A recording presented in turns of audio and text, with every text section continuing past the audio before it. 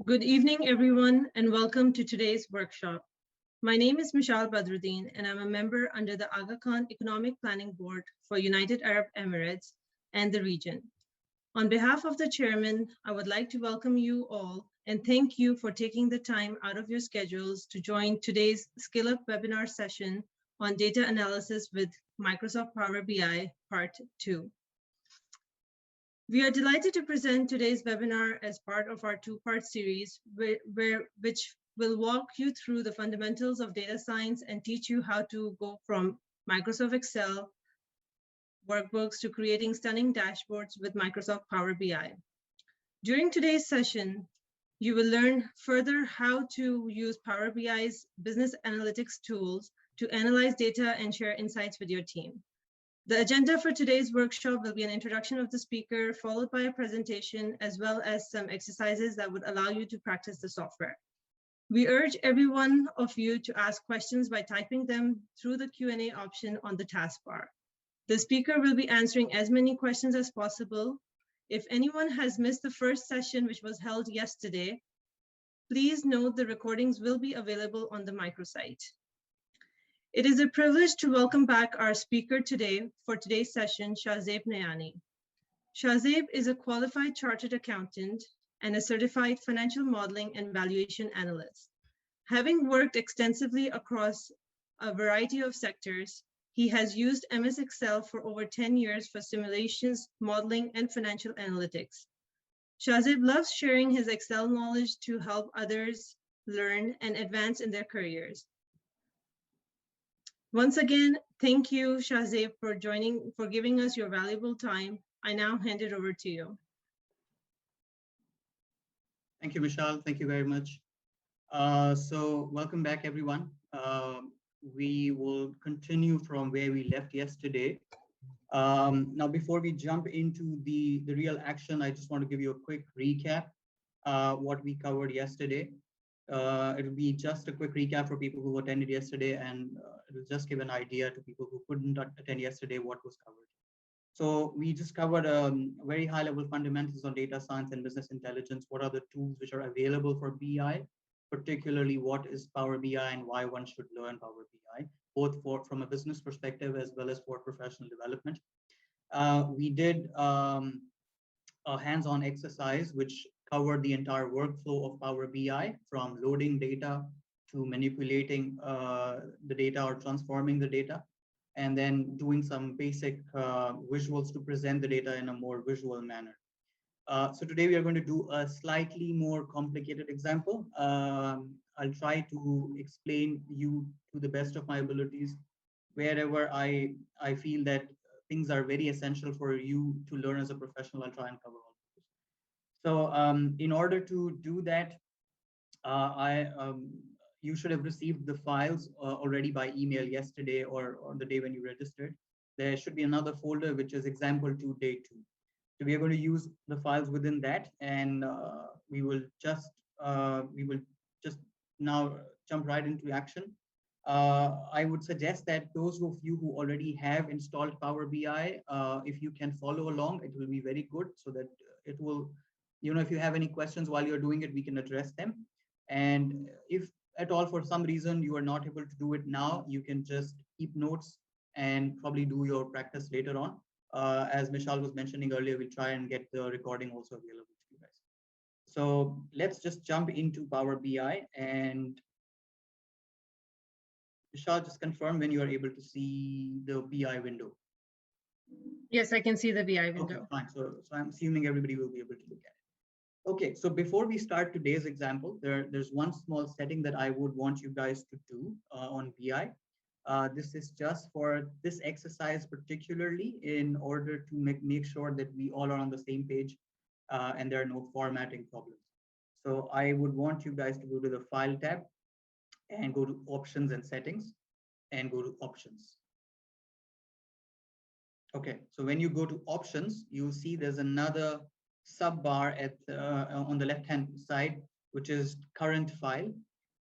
Just select Data Load, and there's this box called Auto Detect New Relationships after data is loaded. Just deselect this, And second, you go to the regional settings on the left pane and you change from United Kingdom to United States. This is just to ensure that the date formats are consistent, because everybody could be using different regional formats.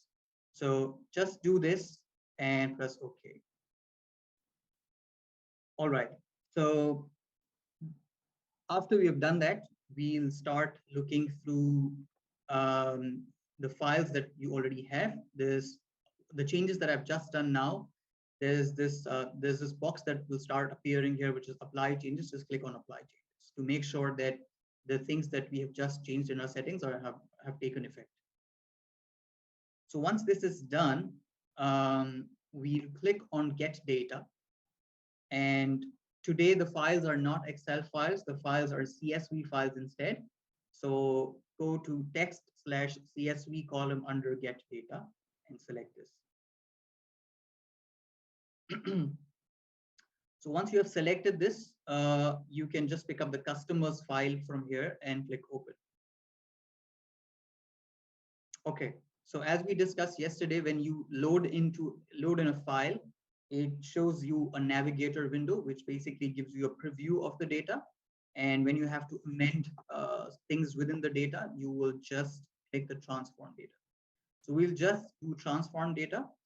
What we are going to do today is we're going to cover a little more on the operations that are available within the Power Query editor, the backend of Power BI, where you are able to play with the data. And we'll try and explore some more options that are available. All right, so first and foremost, when you get the data loaded, like always, just look through the data to see if the data looks all right, there's nothing unusual, and the formats look okay. For the purpose of this exercise, the formats have been preset already, so I don't think there's going to be any errors or issues with the format. So we can just go on from here. So we are going to look through some options today, or some functionalities which are available within BI when it comes to transforming data, right?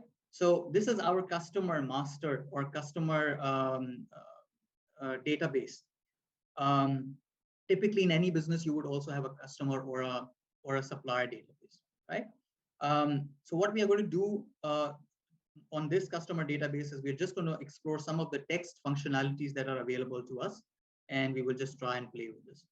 So, for example, this prefix, first name and last name, all of this appears to be in caps. I don't like this. I want to change this. So what I can do is I can go to transform. And when you go to transform, it means that you want to amend the existing data whenever you use the transform tab, right? You can see that here there is something called text column. What I want to do from here is I will just go to format and I will just say capitalize each word so it looks and appears nice. So I'm just going to do this, right? So you can see when I did this, it added a step here and it just changed all of this, right? One question is, how do you select multiple columns at once? Is either you can keep pressing Control and click, or alternatively, you select the first one, keep pressing Shift, and select the one up to whatever column you want. So you can do that, right?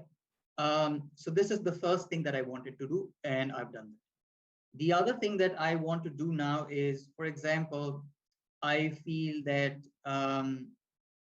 this is not really, I don't want these three columns appearing. I want the entire name coming together, right? For example, I want a full name field, right? But I do not want to amend the existing field. I want another column which shows the full name. So what I'm going to do is I'll go to add column.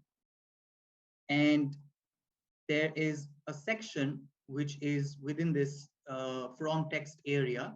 You will see that there's one column which is one non-functionality here, which is merge columns. So after you've selected these three, you will click merge columns. And it's going to open a small pop-up box.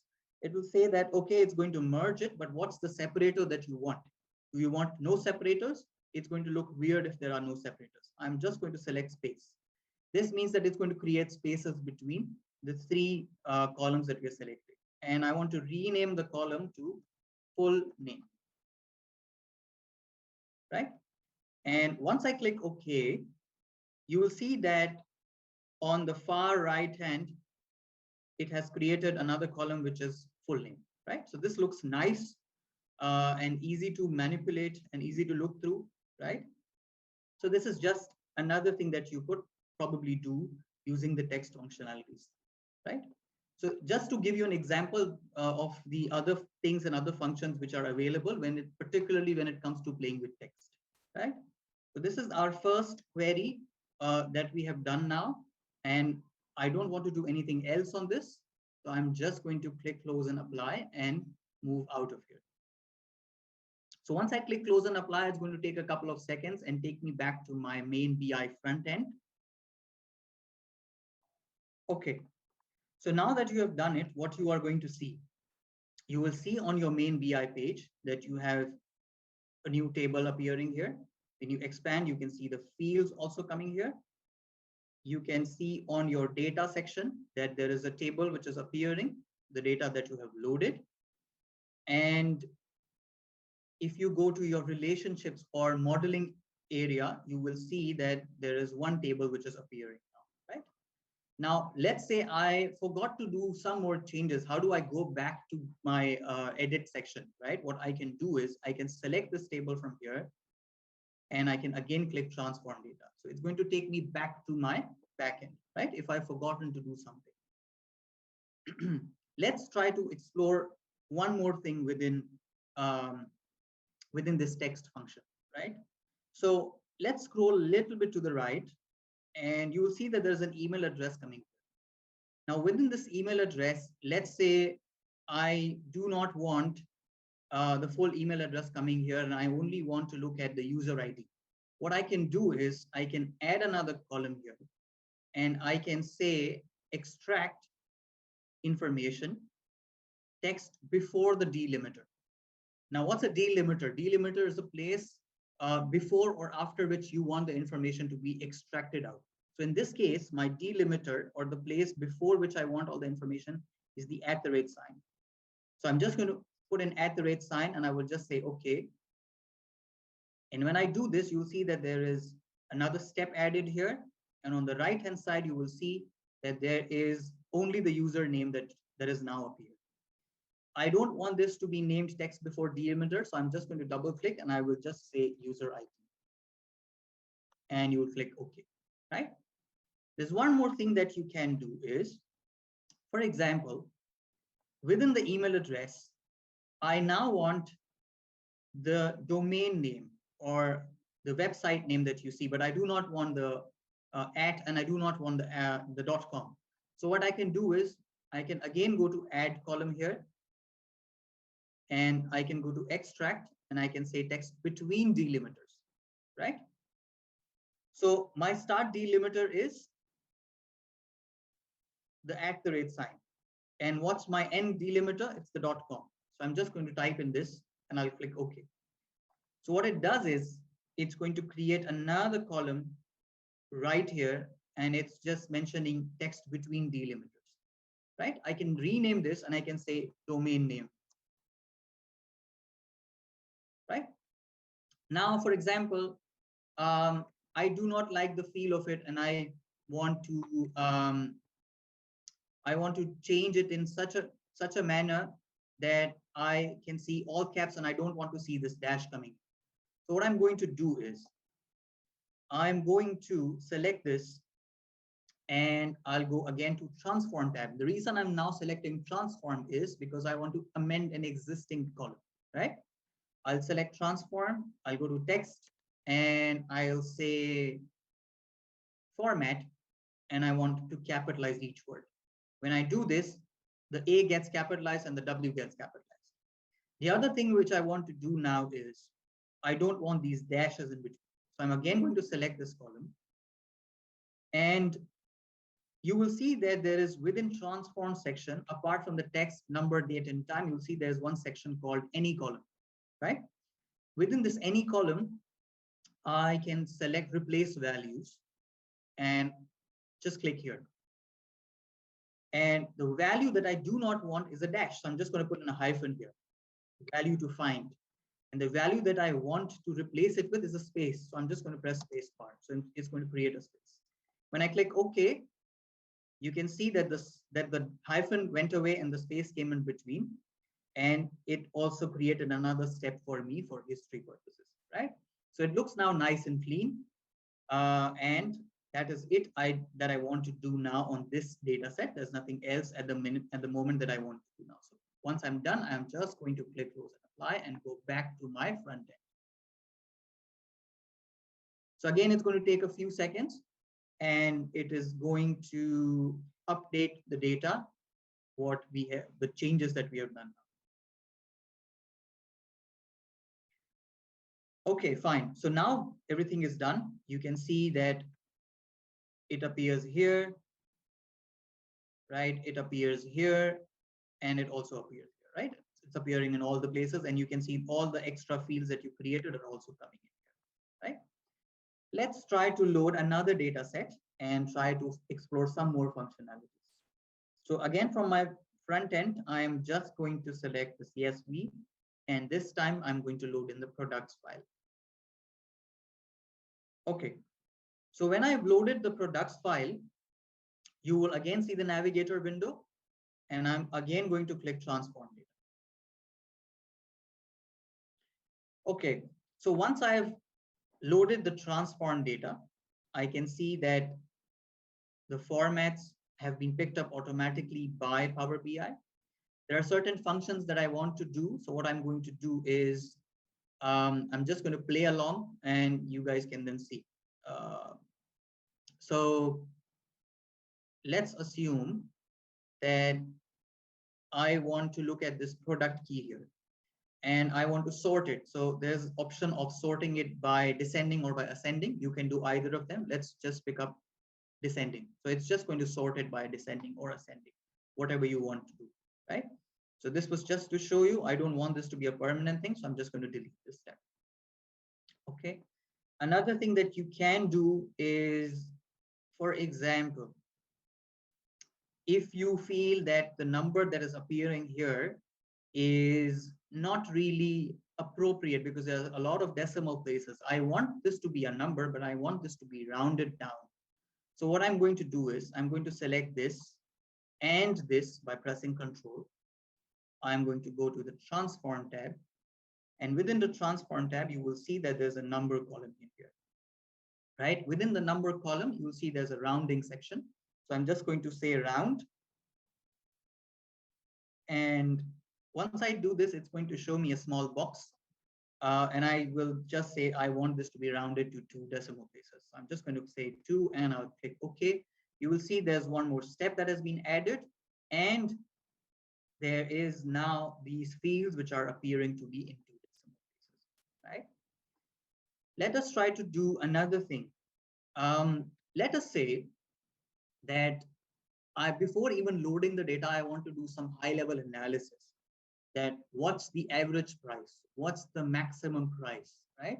If on the outset, I just want to get an understanding of the data, what can I do, right? I'm just going to pick up product price. I'm going to select this column and I'll again go back to transform column. And I'm just going to select statistics within the numbers tab. And I will just pick up average. So I'm just going to say average. When I pick up average, it shows that the average price of the products is $714, right? This is just for my understanding. When I'm looking through the data, I can do these kind of processes to understand and establish the nature of the data, right? But again, I don't want this to be a permanent thing. This is just for my understanding. So I'm just going to click cross and go back. Okay. There's one more thing that you can possibly do also is, for example, I want to understand how many unique products do I deal in, right? So for example, I'll go to product name. I'll again go to transform tab. But now you will see that the numbers column is active, but I cannot do anything else. I can see the statistics function still active, right? So because this is a text, you cannot do a sum, minimum, maximum whatsoever. You can just count, right? So when you count distinct values, it's going to give you the unique values. So when I clicked unique values, it showed me that I have 293 different types of products, right? So again, you could do these type of processes just to understand the information or understand the data before you actually start loading, right? So let's just cross it because I don't want this to be a permanent thing. You could do another final thing that we can also do is, for example, I want to do, I want to pick up the product price and I want to identify a discounted price. That let's say in the peak season, I am normally giving a 10% discount. So how do I put a calculated column which actually shows me what is going to be the discounted price, right? So what I'm going to do is I'm going to add another column, and within add column, you will see that there is a section under the numbers section, which is the standard section. I'm just going to click this and say multiply. And I'm just going to say that I want this to be multiplied by 90%, right? Because I want to show that I have given a 10% discount. So I'm just going to say 0.9 and I'll click OK. When I do this, it shows that, okay, there is a multiplication column that has been added, but you don't want this to be a multiplication thing. You just want to say discounted price. So you can just double click and rename this, right? And just the way we did these, we could also round this off. So I'm just going to select this, go back to transform and go back again to rounding. And I'm going to select 2 decimal places for consistency. Right, so that's about it. This is just to give you an idea about the numbers functions which are available within the back end of Power BI, the manipulation or cleanup that you can do, or additional fields that you can add. So once you're done with all of this, you can just click close and apply. Shazib, can you show us how you added the discounted column again? Sure, I can repeat that step. You'll have to give a couple of seconds.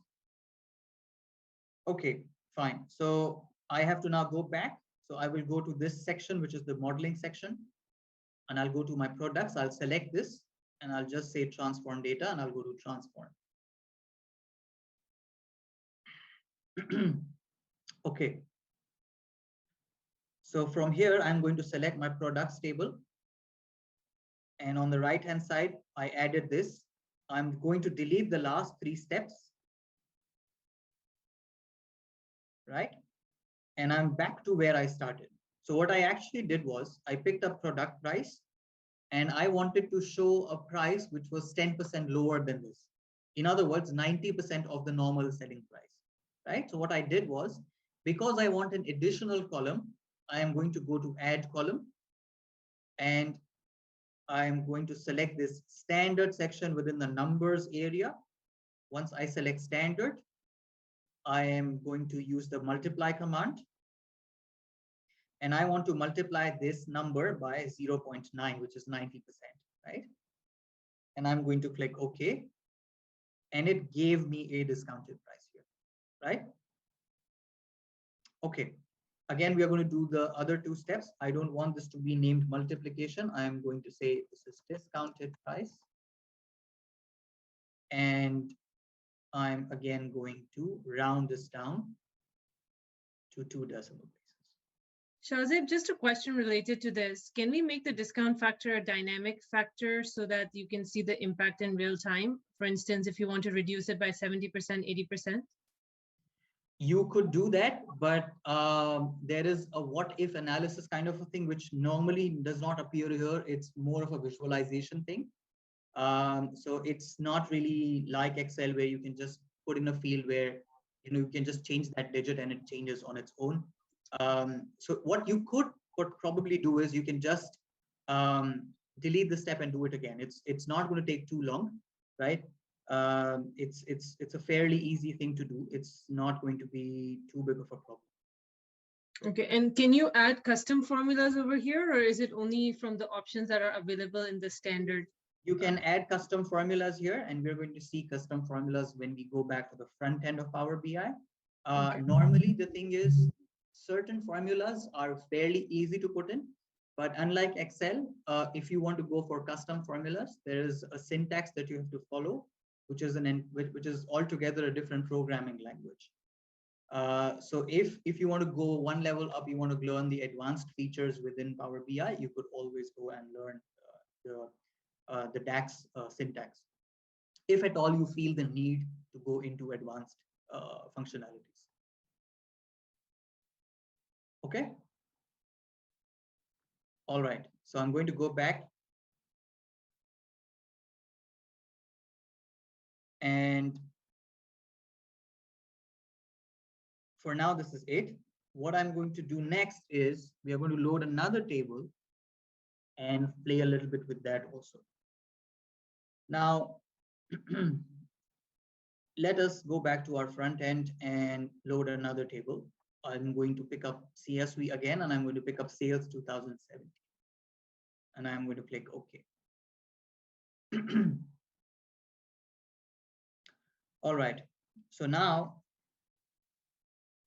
again, I can see the navigator window, and I'm going to go to transform data. Okay, so you can see that you have order date, stock date, order number, product key, customer key, territory, blah, blah, blah, right? So you have all of this. The format appears to be all right. I don't wish to change a lot of things here, but I want to show you some more functionalities which are particular with the date area within Power BI. So what I'm going to do now is I'm going to pick up order date, and I'm going to go and to add column. When you go to add column, there's one section which is called date and time, right? Now, in some cases, in some industries, particularly retail, you would want to know your sales or your profit or your number of orders on certain days, dates, months, whatsoever. So what you could probably do is you select this order date, go to the date section, and let's say you want to know the name of the day. So what it's going to do is it's going to add a column here, and it's going to show you the day name, right? By selecting the order date again, you could add other fields. For example, within the day, I don't want anything else from the day. Let's say on the week, I want to say, what's the start of the week? So it's going to show me the start of the week as 1st January 2017, which is a Sunday, right? You could do another thing. For example, you can pick up the month. So I'm just going to say, I want the name of the month. So again, it's going to add the name of the month. And one last thing that you can also do is go here and you can pick up the year, or for example, the start of the month. So there are as many functionalities that are available. Whatever you feel suits your requirements, you can always add. So let's add year also. So what it's actually doing is it's using all of this base data, and it extracts the relevant information, and it creates extra columns for you for your analysis purposes, right? So that's about it. When it comes to doing basic data manipulation, there are a lot of functionalities which are available at the minute, but we're not going to go into everything. We are just going to do one more thing, which is a conditional column for you guys to understand. And then we can go to our normal relationship or data modeling section. Right, so within the sales table, for example, if I go to order quantity, and I can see that their order quantity is either 1, 2, 3, whatsoever. I can see there are multiple numbers appearing, right? It's 1, 2, 3, whatsoever. Sometimes what happens is when you open up a filter, Power BI is going to give you this small error list, maybe incomplete, which means that it does not show you the preview of the entire data to save time and memory. But when you click load more, it's going to load all the data and show you, right? So in this situation, we only have 1, 2, and 3. But in a larger data set, you could have, right? So what I want to do is I want to add a conditional column. What I'm going to do is I'm just going to say add column, and I'll go to conditional column. What's a conditional column? A conditional column is based on a certain condition, and it gives you a desired answer based on that, right? It's very similar to the Excel functionality of of if formula, right? People who are familiar with Excel, they know that there is this if formula that is available. So I'm going to add another column, and I would just say order type. And I want the column to be order quantity. If the order quantity is 1, the output should be single item. And then I can add another clause, and I can say else if the order quantity is greater than 1, then it should say multiple items, right? So far this is comprehensive because we've only seen this 1, 2, and 3, but even then, if there's anything weird, we can just say others. And I'm going to click OK. When I do this, you'll see there's another column that has been added, and it's a conditional column. And you can see that Power BI automatically generates the syntax. It has its own programming language, and you need not worry about this when you're doing these kind of basic functionalities. So very simple. You can easily put conditional columns, right? So that you are able to slice and dice into the data when you do visualizations, right? So one of the things that I always emphasize is you should know what you want to achieve, so that you could do those changes in backend, and then those can get reflected in your front end, right? So planning what your output is going to be is very important. Okay, so let's just check this to see if there's anything unusual. And again, it shows list may be incomplete. I'm just going to click load more so that it checks everything, and it shows that okay, there's single item and multiple items only. There's nothing unusual, nothing weird, so we can be happy about it. So now that we have done all of these basic things that we needed, we can close and apply and go back to our main front end. So now we are going to look through a complicated area, right? Now, let us look at some basic visualizations, right? I'm going to pick up a matrix visualization, which is nothing but a table kind of a visualization, because I think yesterday somebody asked, can you also show tables? So let's add a matrix visualization. When you add a matrix visualization, I'm just going to close these for now because I don't need this. I'm just going to expand this a little bit so that it's visible. Okay, when you add a matrix visualization, what happens? It's going to show you a table. So for example, I want to look at the order quantity. So I'm just going to click order quantity, and it is going to show me that the number of orders are 45,314. Fine. If I were to use the same table and I would have picked up, okay, show this to me by product key, right? Product key could be a serial number, an identifier, something like that. So I'm just going to say, show this to me by product key.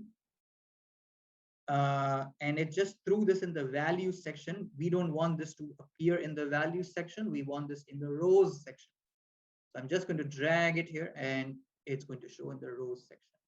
You can see that this is the product key and this is the order quantity, right? But if I give this to an end user, he will not be able to make any sense out of it. And he would really want to see that what really is the name of this product, right? So what we can do is, now that we have also loaded another table which has the details of products, we can add the products, right? So let's say from this visualization, I remove the product key or the serial number. I don't want that. Instead, I want the product name, right? So I'm just going to drag the product name in the rows column. But now you will see there's something weird has happened. It is showing me all the product names, but it's showing me the total of order quantity, but not the product name, right? Which means that there's something wrong, right? So let's investigate what really went wrong. If you go to the relationship section, you will see that there are 3 isolated tables here, but they are not connected. right?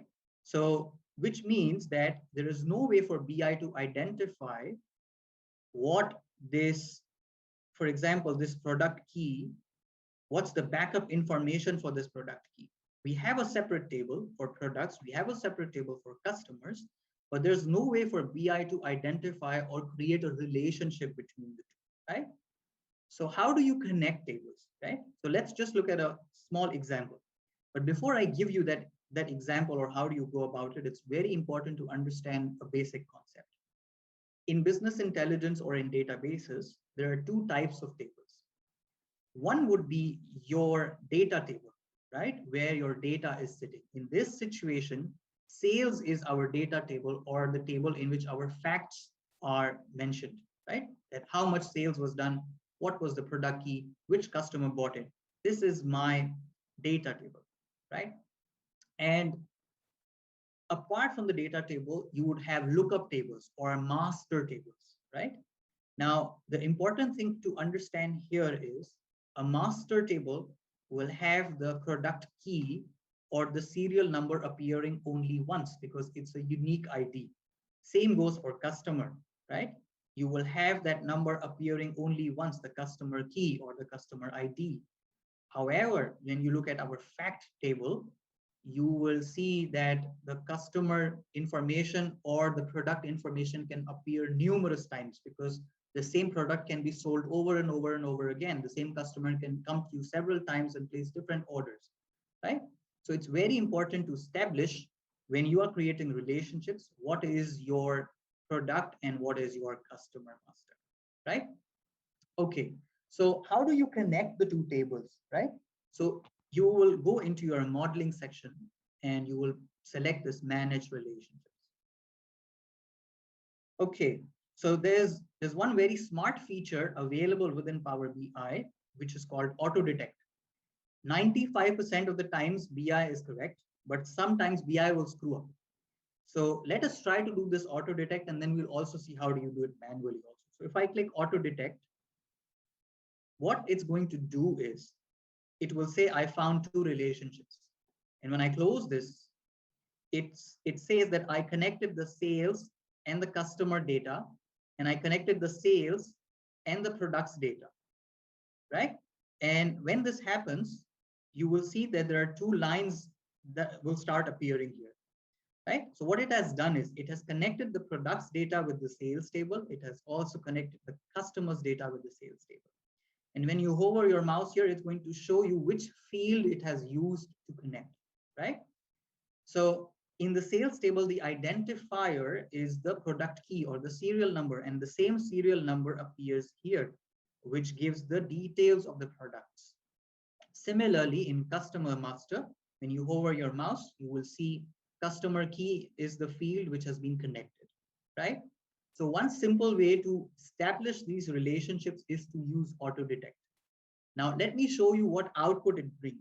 When I go back to this, you will now see this makes sense because now BI has been able to establish the relationship between those two tables because product name is appearing or coming from one table and order quantity is coming from another table, right? So this is how, just to give you an idea, we could do another matrix, similar matrix, right? But before I do that, let me just delete this customer relationship. Let me delete this, okay? So that you will see what really goes wrong when you do not have that relationship, right? So when it gets deleted, you will see that when I use the sales table to throw in the order quantity, right? It again shows me 45,000, but now I want to see it by customer. So when I go by customer and I put the customer's full name in the rows, it again does the same thing, right? And in order to avoid this, what I really need is I need to establish a relationship, right? So I could again go to manage relationships. And this time I'm not going to do an auto detect. I'm going to say new. And I'm going to say, I want to connect my sales table with my customers table. And intelligently, what BI has done is it has grayed out these things, right? That it has picked up that this is the identifier or connecting field which BI was able to detect on its own, right? So we are just going to say, okay, and you will see another line coming up here. So you're just going to say close, and you will see that another line of relationships will start appearing, right? Shazir, for this Yes. to work, do you have to have the same column names? You need to have the same column names, but it's not really necessary. The content must be same. It's not Okay. necessary. What happens is if you have the same column names, it becomes easier for BI to detect, but it's not really a mandatory thing. Okay, Okay. thank you. All right. So now that you are able to establish the relationship between the two and you are able to see what advantage it brings, right? If you are using sources, if you're using multiple sources of data, one being your fact and one being your master, how do you connect the two, right? This is a very common application that a lot of people will have, whether whether you are in retail business, whether you're doing a B2B or a B2C, this has a lot of applications. Okay, so now what we are going to do next is let us try to make things a little more complicated. Okay, and now that we are going to go into a little more complicated area, if you feel that you do not understand anything, feel free to interrupt in between, and I can address your question. Okay, now we are going to do a little bit of complicated stuff. Okay, let us go to my sales tab. In my sales in the table section, I'll go to my sales table. And when I see here, I can see that I have my order quantity here, right? And I know which product it belongs to because I have the product key also, right? But what I do not have at the minute is how much money did the business make, right? I can only see the number of orders, right? How do I use the relationship that I've established recently effectively to come up with answers, right? So what I can do now is, let's try to do a calculated field in which I'll try to calculate what was the revenue or what was the turnover the business generated, right? I know my order quantity, right? I know that my price of the product is within my products table somewhere, right? So it should be fairly easy for me to establish what is my turnover. So what I'm going to do is I'm going to, within the table tools, and make sure that you've selected the sales table here. In the table tools, you are going to say new column. What I want to do is I want to bring the product price within the sales table itself instead of referring back and forth. So I'm just going to say price. But how do I bring the price? In order to bring the price, people who are familiar with Excel, they know that there's a command called VLOOKUP, right? What a VLOOKUP does is it picks up a key field and it refers to another table and brings back the value, right? In BI, it is very simple. There is a command called related. When you select related, what it's going to do, it is going to automatically start giving you fields, right? Now, what I want to do is I want to get the price. So what I'm going to do is I'll start by typing the table's name, the products table, and you will see that it's automatically starting to give me fields, right? So what I want to do is I want that the product price starts appearing for the product which is mentioned in the product key. So I'll just click enter.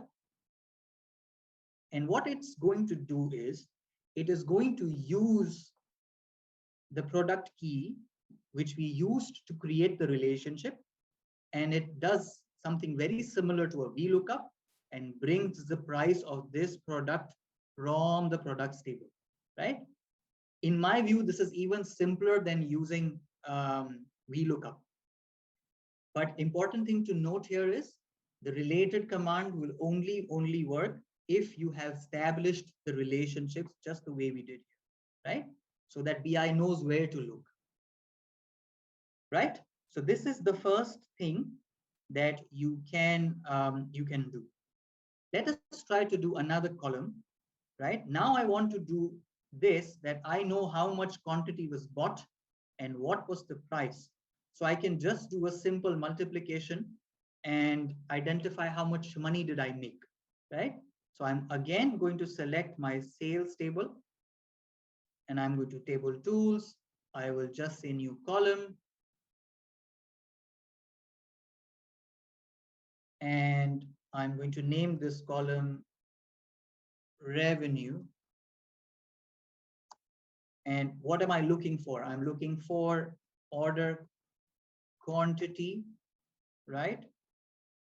Multiplied by price, right? Now I'm going to pick up this sales 2017 price because it's within the same table. And once I do this, it is going to calculate for me what was the amount of money or the revenue that was generated. We can just do a sense check.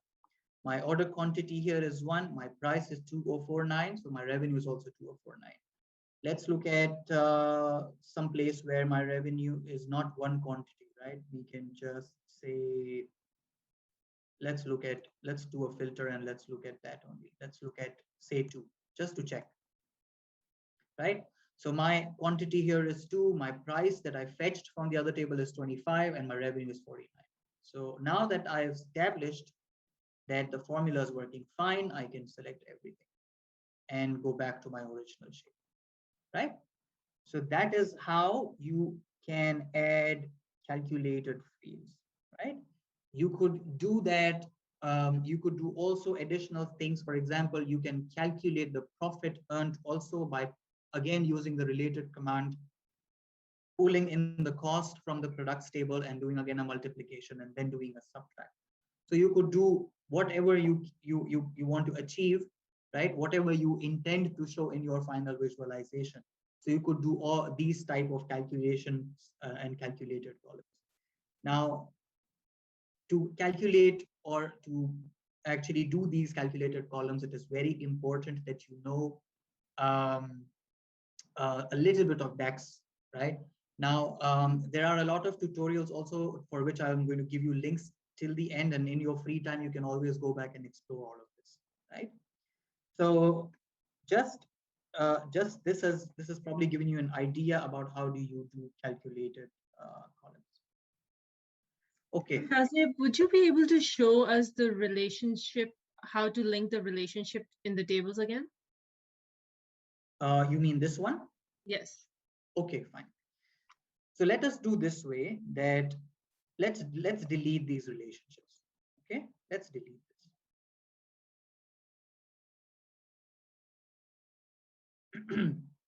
And let's delete this also, right?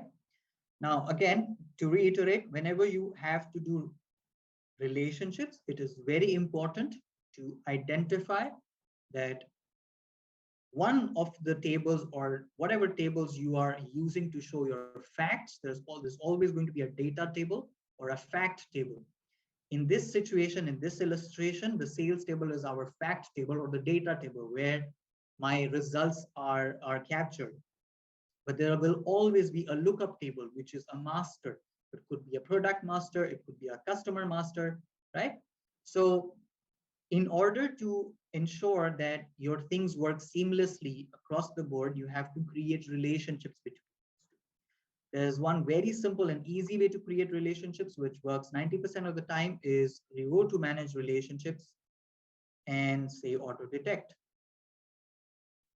right? So this is one way of doing it. When you do it, BI automatically identifies the relationship. And when you go back, you will see that it has created the relationship. And when you hover the mouse, you will see that the relationship has been created by the yellow highlighted fields, which are the common fields between the two data sets. Similarly, it's here as well, right? So you could do an auto detect, or you could do a manual one. Let's delete this one and let's try to do this manually. Okay, so I'm going to go to manage again, and I'm going to say new instead of auto detect. What do I want to connect? I want to connect my sales table with my products table, and BI will automatically pick up the key field which it deems the most appropriate to connect, right? It could be, see, 90% of the times it's going to pick up the correct field, but sometimes if your headers are different, it will not pick up, but you can do that on your own also. You can just pick up this or this. In this case, this is this one that we want to pick up, right? So I'm just going to say okay, and it added another one, and I will close. And you will see that there is a relationship that is being created now, right? All right, okay. So now that we have done some basics, we have done some basic calculations, we have done a little bit of manipulation, it's time to do some more visualizations. We are going to do some visualizations, and let us delete this. There was one question yesterday, how do I delete a visualization? It's very simple.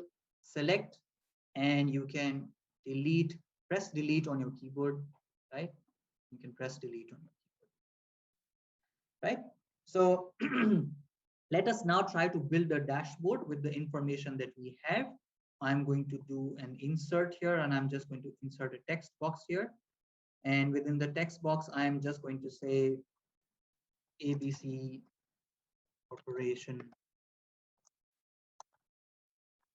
sales report for the year ended, or for the period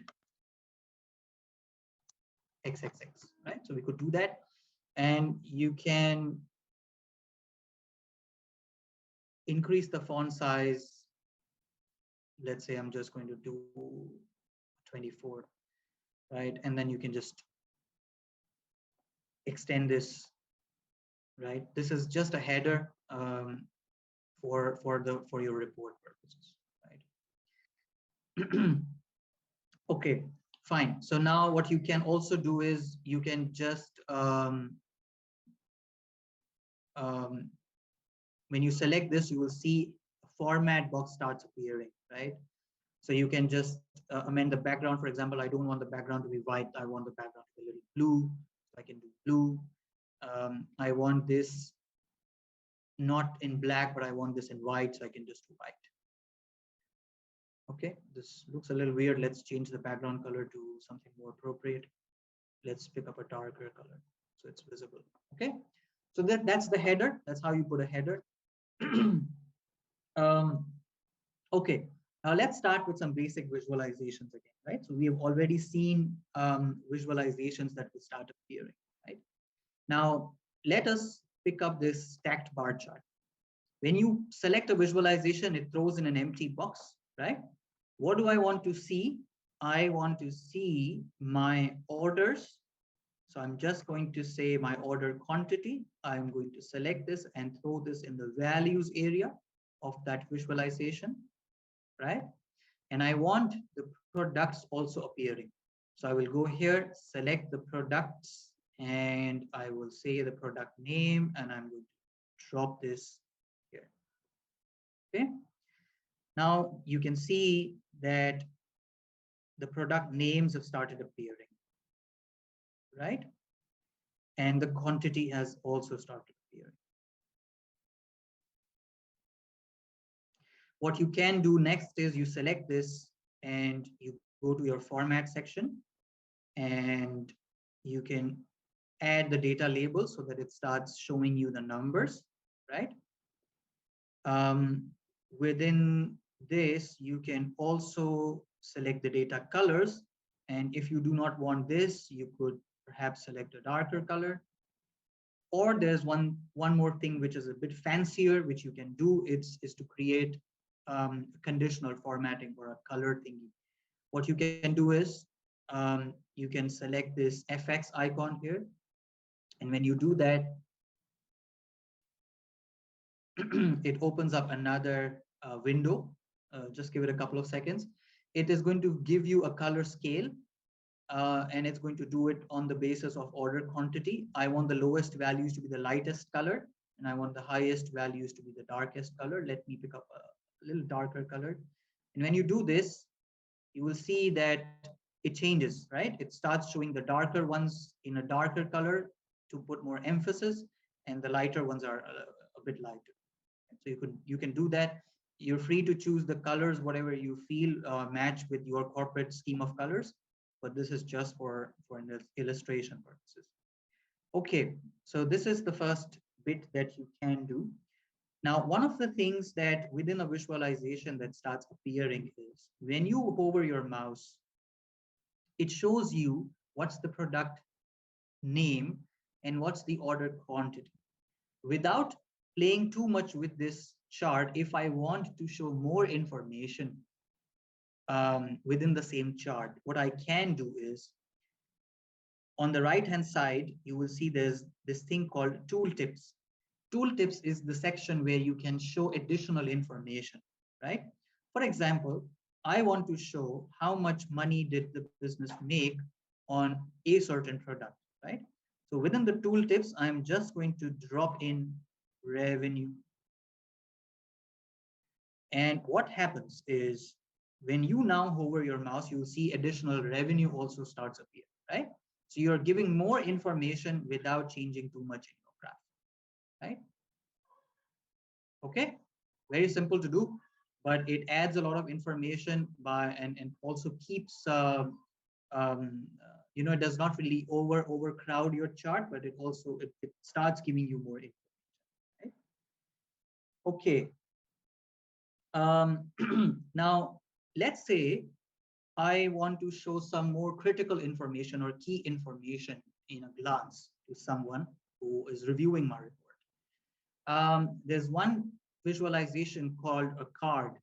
When you click the card, what exactly is the nature of this? It basically shows you one single piece of information which gives you an overall or an aggregate picture. For example, I'm sharing this report with somebody, and he wants to know in a glance that how much money did the business make as a whole.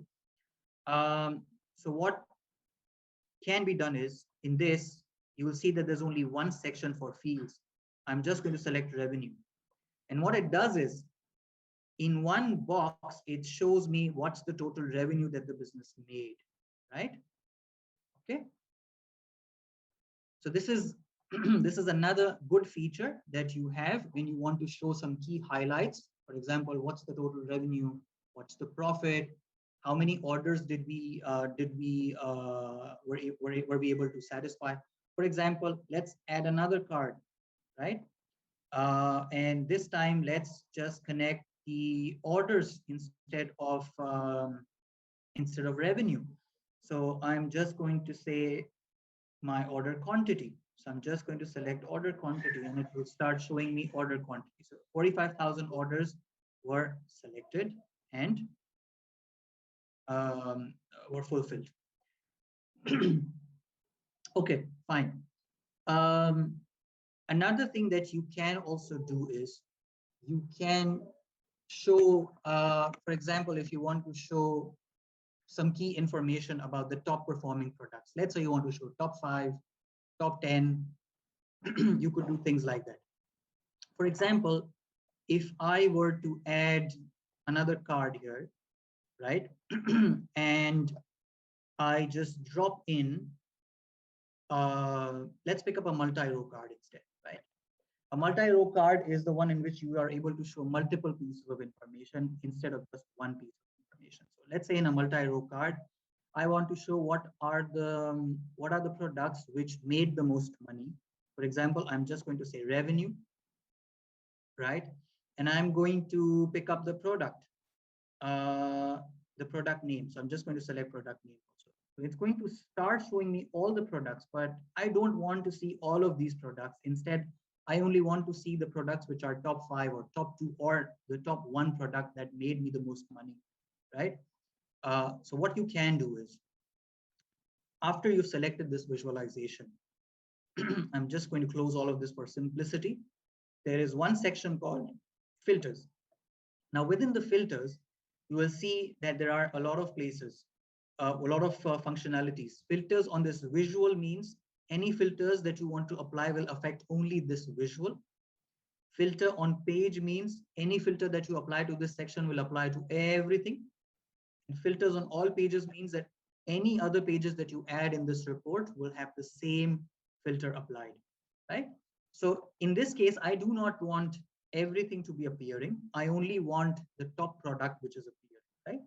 So what I can do is I will go to this filters on visual and I will say filter type. Instead of basic filtering, I want top N, right? I want the top one item, for example. But how does BI identify which item, right?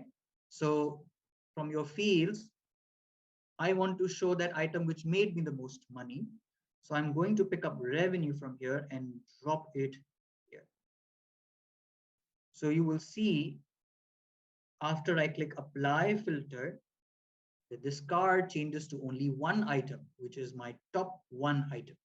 I could change this to top 5 items and apply filter, and it will start showing me top 5 items, right? I can show top 2 items, I can pick up apply filter, right? So that's an idea. For example, if you only want to look at your top performing or lowest performing, right? So just the way you have top, you have also bottom. So when you pick up bottom, the bottom first, I'm just going to pick up apply, and it's going to show me that this racing socks were probably the ones on which we made the least money, right? So for now, let's keep it top, and I'm just going to apply it, right? So this is my top or top performing item, right? Okay, let's do a little bit of formatting so that it becomes a little more visible. I'm going to go here and let us go to title.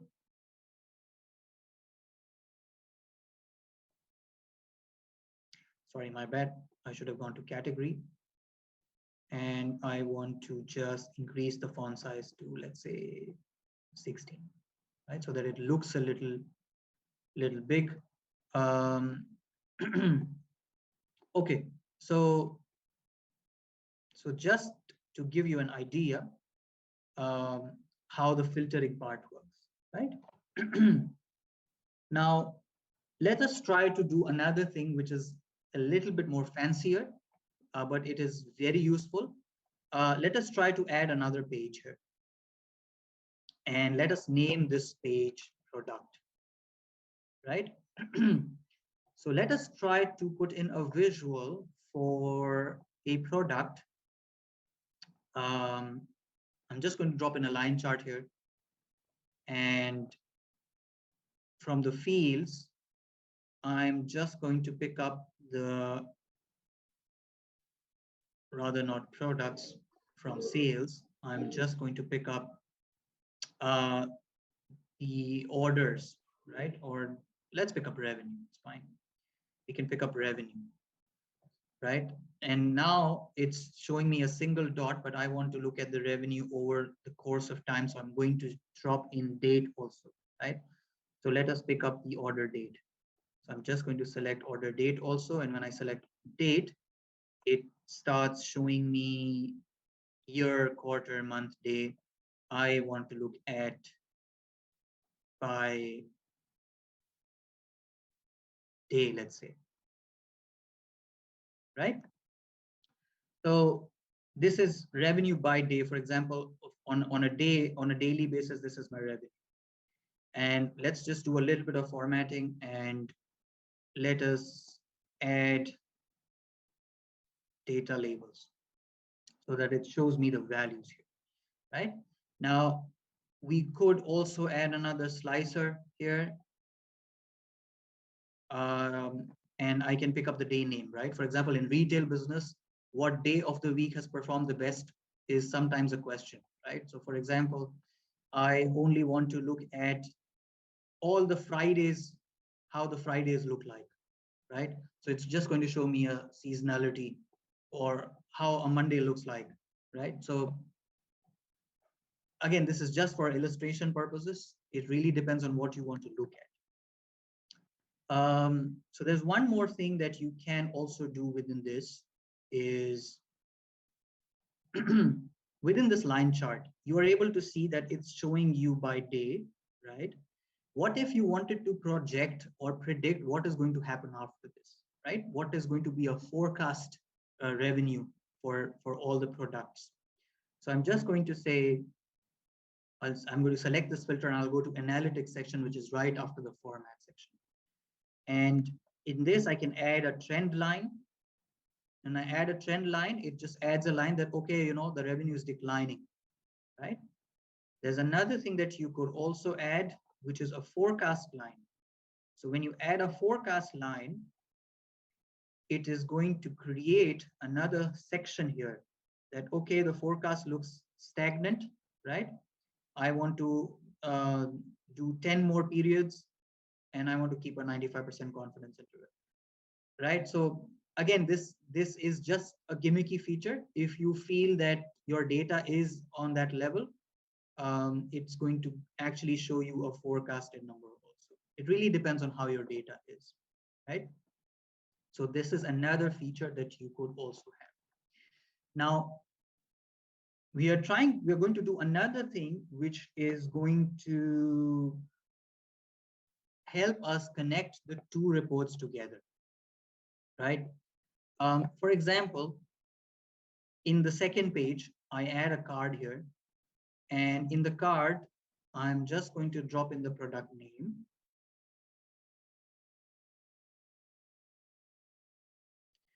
Right? So it just started showing me the first product that appears in my data, right? And there's no connection between these two as of now.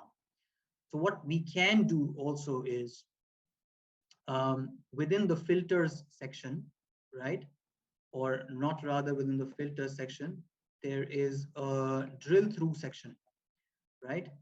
In the drill through section, what we can do is we can just drop in the name of this product. And once you see the next step, you'll understand why I'm doing this. You will just drop this product name here. And what it actually does is when you go here and you pick up a certain product, let's say I want to see water bottle, it adds another drill through box here and it takes you to product page. And see what it has done is it has changed the narration to water bottle and it started showing me the trend for water bottle, right? I can do another thing. I can go to, for example, this product, mountain bottle, and I'll right click and I'll go to drill through and select product. It will start showing me for mountain bottle cage and will start showing me the trend for that item in particular, right? So the reason this drill through option is available is business intelligence tools are actually encouraging, what do you say, a self-service business intelligence report. For example, you share this with anyone and they are able to easily navigate between multiple reports, right? So this is the drill down functionality that is also available. So again, we covered a lot of visualizations yesterday, and the newer visualizations that we have covered, I think we've covered a little less on the visualizations, but we've tried to cover the additional features that are available, and we've tried to work more towards the data manipulation side. My personal belief is that if your data manipulation side is strong, doing visualizations becomes relatively easy because you know what you're looking for, and that's why you've amended the data accordingly, right? There's one last thing that I would want you guys to see before I go to the presentation mode again. There's one artificial intelligence feature, or it's a new visualization that Microsoft has recently started putting in. It is called the decomposition tree. Now, what this decomposition tree actually does is it helps you to do a root cause analysis of your data. For example, you want to look at the revenue, right? So for example, you want to look at revenue. So you're just going to select revenue, and it's just going to show, okay, you made 9 million of revenue, right? But I want to elaborate this further and explain this further, right? So for example, I want this to be explained by customer, right? So I'm just going to drop in the customer's name here. So I will just drop this in explain by, right? When I do this, you will see that there's a little plus sign that starts appearing here. When I click this plus sign, BI asks me, do you want me to show you high to low or low to high? I am going to say, I want to see the top performing customers, right? So you can see that it started showing me that Mr. Franklin is the one who's bought the most goods, right? As compared to everybody else, right? Now, I want to go one level down. I want to understand what are the products that Franklin bought. So I can go to my product section here and drop in the product name in the explain by. So what happens again, you'll see another plus sign started appearing. So we'll click plus and I want to show high value items. It will start showing me high value items, right? Sorry, I think I messed up something. Let's just swap this. So full name and then the product name, right?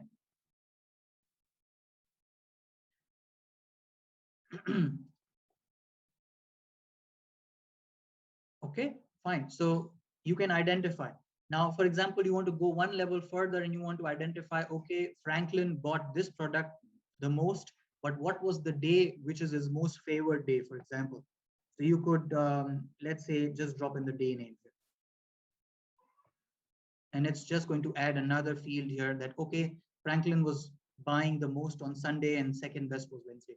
So this is just to give you an example or an illustration how this decomposition tree can work for you, right? So I think from a concept standpoint, this is it.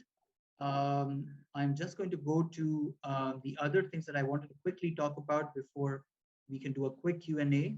I would need probably another 2 minutes. So now what really you have to do after this, right? So once that, after these 2 days, I'm confident that you would have learned quite a lot after this. But what next? What should you do after this, right?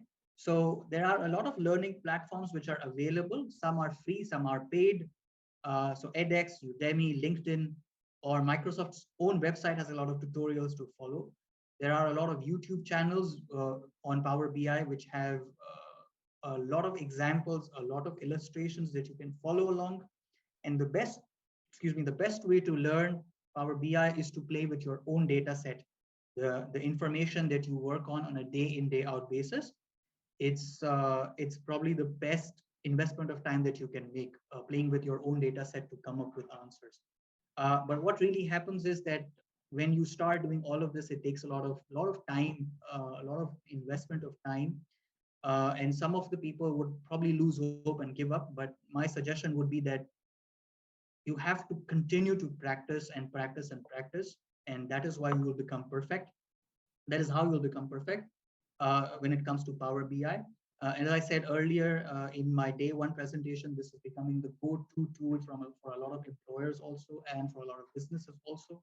So this is a very a key skill, I would say, and you should always endeavor to learn this.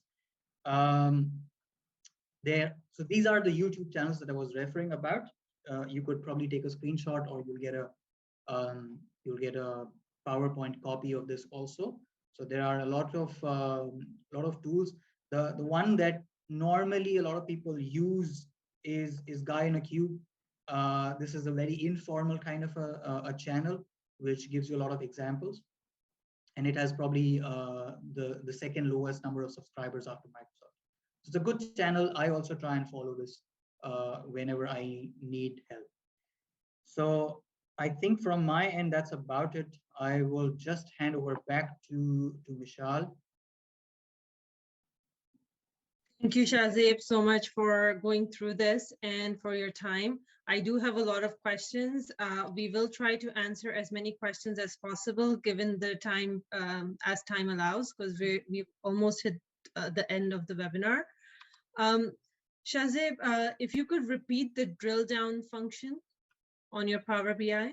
Sure, I will do that. So Just give you a few questions together so you can decide on the. So the second question I had is they would like you to show how to find the filter button again in terms of the top 5, top 3. okay. Is there a different way of doing an average line or a target line than the one you have demonstrated in the product range, in the product page? So sorry, I didn't get this one. Which is the target line? Sorry. Is there another way of doing trend analysis, like adding an average line on the graph Yes, that you yes, have yes. on the, Okay. if you can go through that again?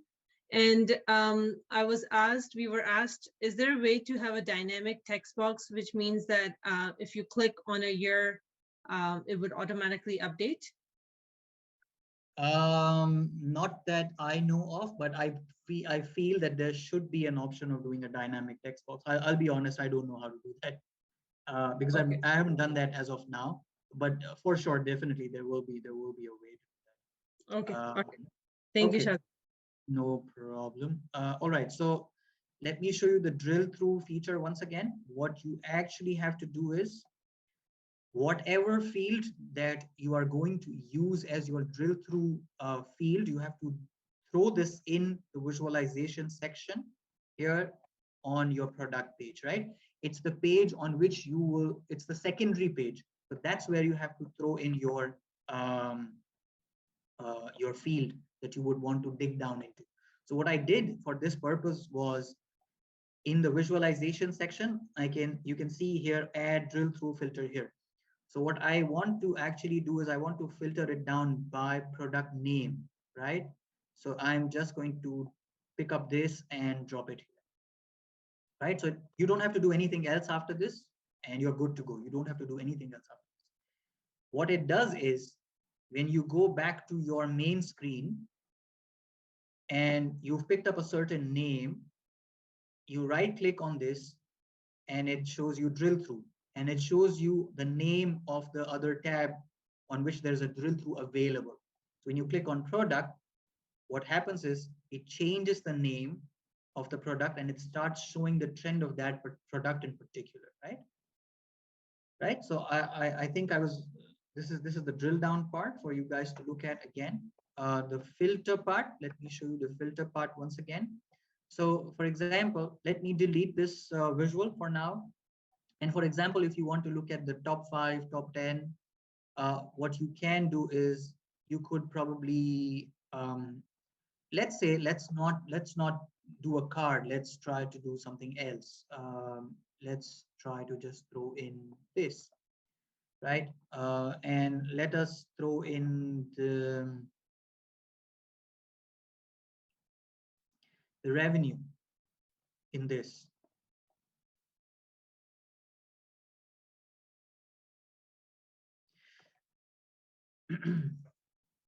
Okay, so within the revenue, I want to now look at what are the products.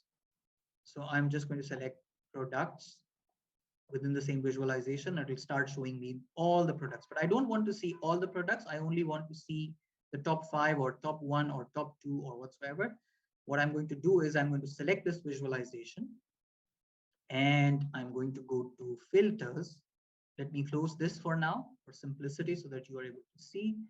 And in this filters on this visual, because we only want to amend this visual in particular, I am just going to say, I want the product name to be only the top 1 or top 2 or top 3 whatsoever, right? So top 2, let's say, or let's say top 5.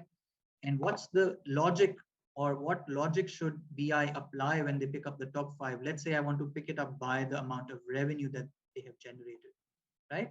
So I'm going to pick up the revenue here and drop it here and click apply. When you do this, it starts only showing you the top 5, right? You could change this visualization to whatever you like. Now I've selected a chart. You could do this one. You could do this one, whatever you like, right? You could do a pie. You could do a tree map. You could do a simple multi-card, or you could do a simple matrix table to show the top 5, that these are the top 5, right? Whatever you like. But important thing to note is that once you've applied that filter, it is going to remain intact unless you go and delete whatever you have done, right? You can just, there's an eraser button. Let me show you. If you've applied a filter, you don't want this anymore, you can just click on this eraser button and it just removes everything, right? So that's the filter part. The third question was about this, I believe, of the trend part. Let's see what options do we have, right? So when I go here and I will go to this analytics area here, and in the trend line, I'm not sure if it's showing me anything else, but I don't want to show the trend. For example, let's delete this. I don't want the trend. Instead, I want to see the average, right? So let's pick up average and we can say add, and it's going to just throw in an average line, right? Likewise, you could add a maximum line, right? So it's going to add a maximum line, and you could also add a minimum line. So, you know, this is the other thing that you could do if you want to. So yeah, that's about it. I hope that this answers those 3 questions. All right, Michelle, do we have any other questions? We have one question, but I'm not exactly sure. I don't understand the question. I'll just read it out to you to see if you can understand it. Can you calculate average over a period, meaning if it's a subscription service and some start at first of the month while others start at the middle of the month, but you still want the average, I guess, average date? That's what I'm not sure. What I'm implying from the question is that whatever revenue has been earned, you just want to understand, or you want to calculate the average revenue earned. Yes, it is possible to do, but I think within the data set that I have at the minute, I would not be able to demonstrate that. But yes, there is a possibility. Just the way we did the calculated columns, there are ways and means to do this. Whoever has asked this question, I would request them to investigate more on calculated columns and measures. Measures is a very good way for you to actually work on calculated columns. There are a lot of sources that you can learn measures from. So particularly, I'll try to share the links also with all of you guys of all the free or paid resources that are available on the internet. So there are a lot of, there's one course on Udemy in particular, which is very comprehensive. It covers almost everything. Probably it goes a level up to what we've done now. And I'm sure that whoever has asked this question, when they try to do that, they will be able to get their answer out of it. I think that course only costs about $10 or $20, so it's not very expensive. It's a good investment to make. Thank you, Shahzeb. I would now like to take this opportunity to say a big thank you to Shahzeb for his time and sharing his knowledge, to all our participants for attending and making this webinar a success, and the institutions for supporting us.